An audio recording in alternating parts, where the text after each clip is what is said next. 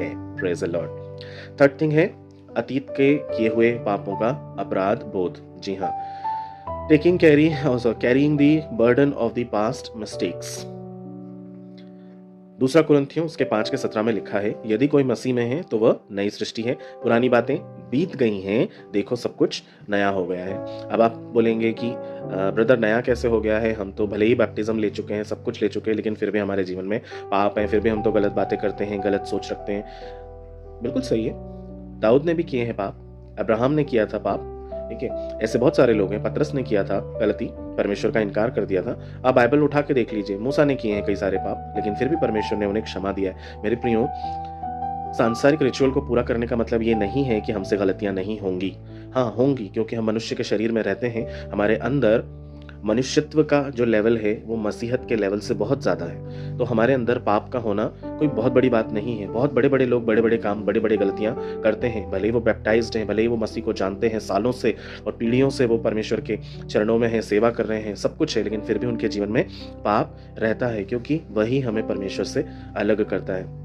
जिसके जीवन में पाप नहीं है उसे परमेश्वर की जरूरत नहीं है। मैं हूं पापी, मुझे परमेश्वर की बहुत जरूरत है। मेरे परमेश्वर प्रतिदिन मेरे पाप को क्षमा करता है, अपनी पीठ के पीछे फेंक देता है और वो उसका हिसाब भी नहीं रखता। मुझे सब इस बात की आशा है बस कि मेरा परमेश्वर मुझसे बहुत प्रेम करता है। यदि वो मुझ जैसे से प्रेम कर सकता है मेरे प्रियो, तो आप लोगों से क्यों नहीं करेगा। और इसलिए मुझे मेरे पापों की चिंता नहीं है, क्योंकि मेरे पापों को उसने सदा के लिए अपने सर पर ले लिया है, उसका बोझ उठा लिया है और हमेशा के लिए उसको माफ कर दिया गया है। और साथ में ये भी कह दिया गया है कि अब तुम जो है मुझ में एक नई सृष्टि हो। तो सीधी सीधी बातें, यदि हमसे गलतियां होती भी हैं, क्षमा मांगे, तुरंत क्षमा मांगे और परमेश्वर के चरणों में जाएं। कोई भी एक पाप हमारे जीवन में हमेशा हमेशा के लिए भी रहता है। वो कुछ रहते हैं वो पाप, जो वो ढिठाई वाले पाप हैं, वो नहीं जाते हमारे जीवन से। उन्हें परमेश्वर के हाथ में दीजिए, प्रतिदिन परमेश्वर के हाथ में दीजिए। परमेश्वर आपको क्षमा करेंगे और उससे बाहर निकलने के लिए नया रास्ता भी आपको दिखलाएंगे।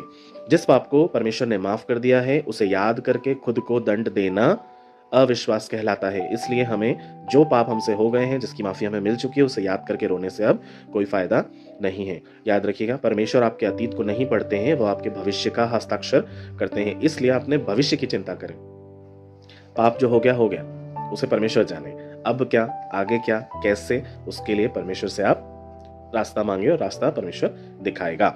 चौथी बात, लोगों को स्वीकृति की भूख होती है ना। आपको लोगों की स्वीकृति क्यों चाहिए, क्यों आपको लोगों का वैलिडेशन चाहिए, है ना। Do not go behind the validation of people. गलातियों उसका 1:10 में लिखा है, यदि मैं अब भी मनुष्यों को प्रसन्न करना चाहता तो मसीह का दास नहीं होता। मेरे प्रियो, जब हम यहाँ हैं तो हम मनुष्यों को प्रसन्न करने के लिए नहीं हैं, हमें मसीह की देह को ध्यान में रखना है।